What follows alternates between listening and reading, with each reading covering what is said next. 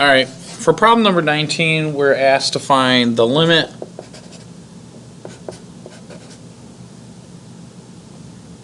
of a particular function x minus 1 over x squared minus 1.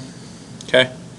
Problem is, when I plug in 1 for x, my denominator will go to 0. Now, if I graph this on a graphing calculator, we could probably get the limit by looking at it as we approach from negative and positive infinity. And so that was the first step, but we were asked in the textbook to confirm this algebraically, and I'll show you guys how to do that in a second. So let's graph this bad boy.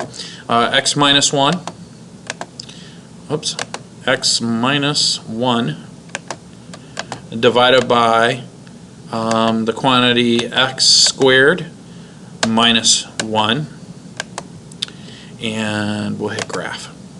And so what we're looking at is as x approaches 1, so what I'm going to do is if I hit trace and I come in from negative infinity, as x gets closer to 1, I want to see what my y value approaches.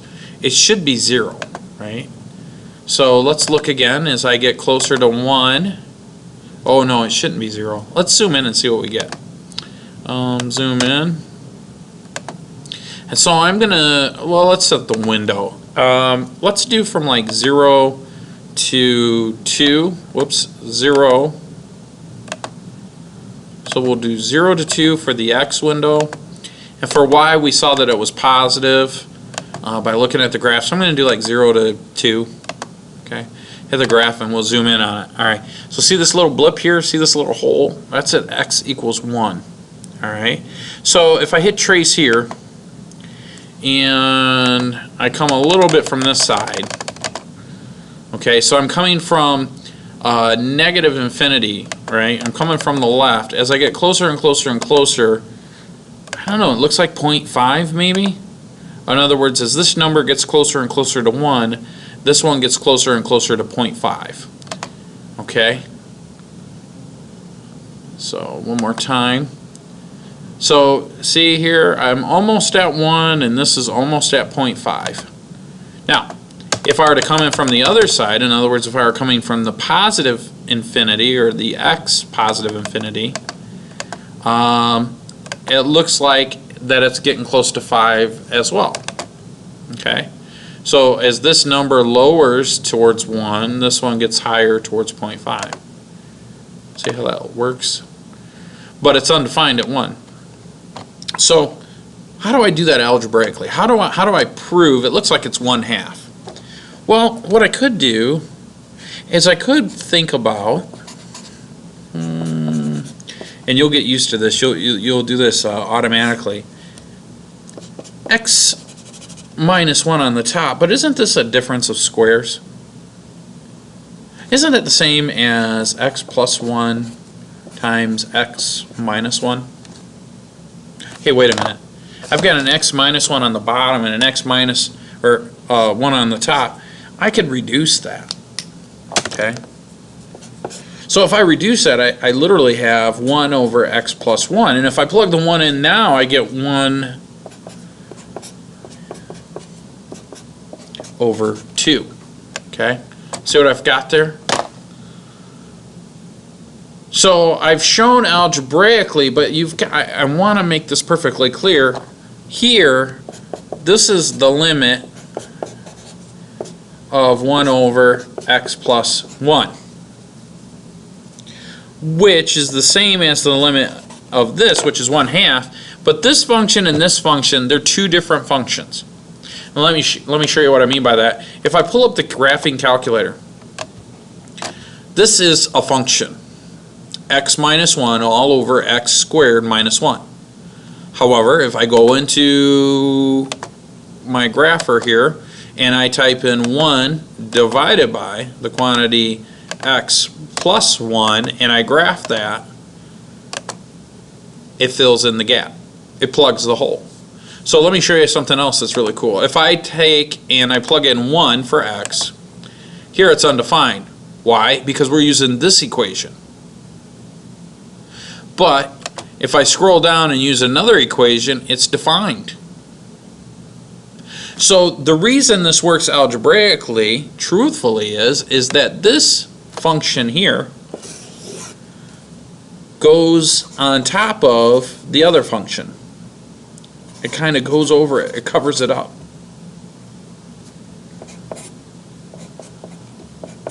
So graphically speaking, they look almost exactly the same, except one plugs the hole at x equals 1 and the other one does not. So if I were to go up or down,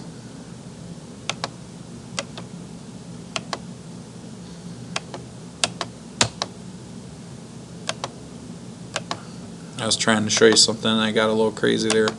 So if I hit trace and I plug in 1, that's that function, not defined at 1. This function is defined at 1.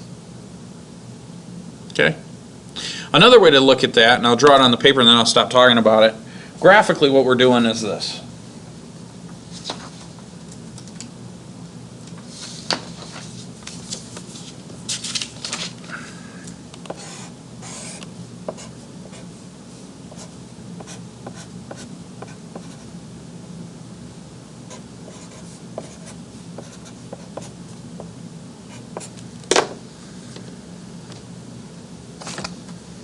If I were to graph x minus 1 all over x squared minus 1, this is a function here.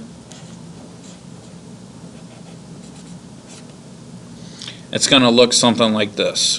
But when I get to 1, it's not going to be defined. Actually, it's more like down here, right? It looks more like this because it's at 1/2.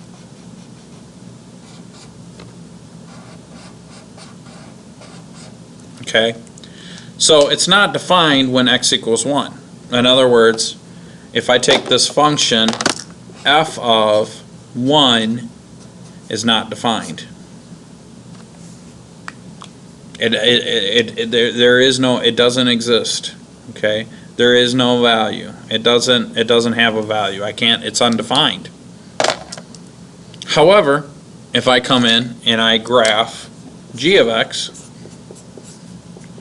which is 1 over x plus 1, I'm simply graphing right on top of the other. And that's how it works. Oh, g of x, not f of x. So if I say g of 1, that equals 0.5. Does that make sense? That's how that works. So a lot of times in calculus, what we want to do is we'll look at a function like this. We can't plug in 1 because there's a domain restriction. In other words, in this particular case, the domain is all real numbers except x equals 1. So I can't do it by substituting the value 1 in for my limit. So what I'm going to do is I'm going to algebraically see if I could factor the top and factor the bottom. See if it simplifies to what we call an equivalent or sort of equivalent function. And then that function, we should be able to obtain a limit on it. And if this function is going to go on top of this function, where this one is defined and we can see what the limit is going to be of this one, then I can only assume that the limit would be the same for this one. So what that looks like graphically is on my original function, if I go to graph it, I can still find the limit by looking at the graph, because as I approach from negative infinity, right, this is the negative infinity side of the x-axis, this is positive infinity. So if I approach from here, it looks like it's approaching 0.5. If I approach from here, it looks like it's approaching 0.5, right? But I can't prove that one algebraically. So what I do is I create that second function, graph that, and it's defined right here at 0.5, right? So this is 1 comma 0.5. And so I can now algebraically confirm through the use of another function that it does have a limit of 0.5 or 1/2. Okay?